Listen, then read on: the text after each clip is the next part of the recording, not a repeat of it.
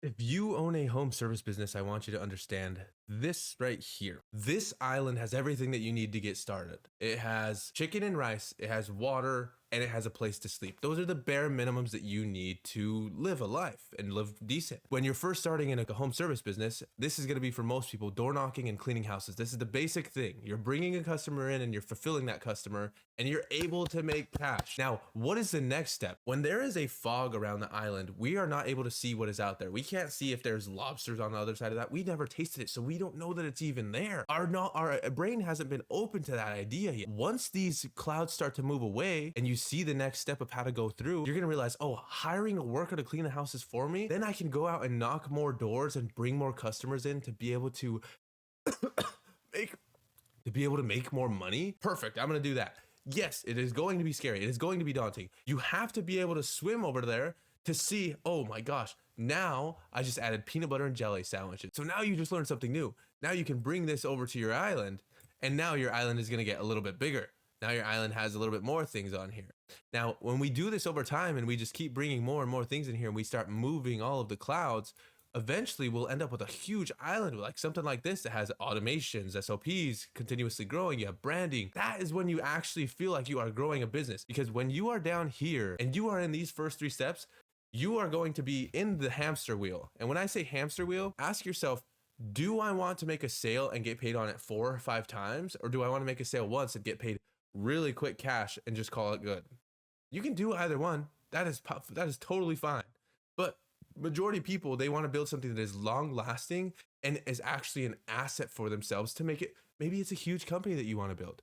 Maybe it's something that you want to turn into $1 million brand and you want to make this bigger than anybody else has ever made it. That is doable. Yes, but you have to be able to jump into these other things that are going to happen, especially at scale. If you want to build the window cleaning business, door knocking is not the only way to do it.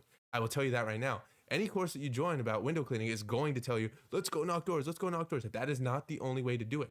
It is the best way, and there's multiple reasons for that if you ever want to sell the business or anything like that, which I won't jump into right now. But that is the quickest way to actually grow substantially really fast. Now, if you're going out and knocking, you need to be bringing in more door knockers and hire more workers so that way then you can actually grow really quickly. When we did it, we scaled up really fast, more than anybody else did. We did 460 in 4 months or something like that. And we were able to keep those customers, bring them in, and then do them again the next year. Why? We did a good service, we went and knocked doors, and we made sure to maximize those.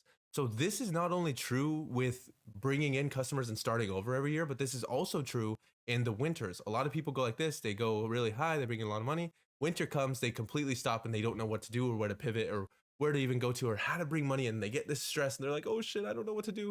They throw in gutter cleaning, they throw in Christmas lights, they throw in tons of different things, which yes, that is good, but there's also a fine line to it to where you want to be a master of a trade and not a jack of all trades. If you're a jack of all trades, people aren't going to look at you as like a professional. They're going to think you're a handyman at that point.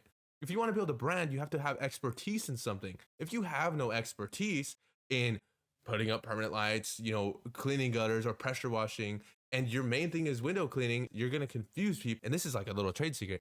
Tons of people are building holding companies that own different companies. If somebody asks for a different service, oh yeah, I know a guy. It's still your company. You just don't tell them that. And then you send that other fucking company that you have on paper over, and then they seem like the expert. And then now there's 4 different companies that they could refer. Boom, right there. That just levels up your fucking business right there. Maybe I opened your fucking mind up. This is way bigger than you fucking think it is. And sorry to curse all the time, but this is bigger than you think it is. And you are thinking very small level where you're thinking, oh, I don't want to knock doors. I'm too lazy to fucking whatever. Look, this is the grunt work. You're going to have to go through the grunt work. You can't skip it. If you want to build your business, you either have to spend time or money. Whenever a skyscraper is being built, what is the thing that they spend the most time on? It is the foundation. When you are building this business, if you are not focused on building a solid foundation, guess what's going to happen when you try to build up 20 stories high? Your building is going to collapse. It's not going to be really good. It's going to be really hard to do it, right? Now, when you focus on the foundation, you build a solid foundation, it makes it 10,000 times easier for you to go up 100 stories, 200 stories. But you have to spend the time building the foundation. It takes years to build the foundation.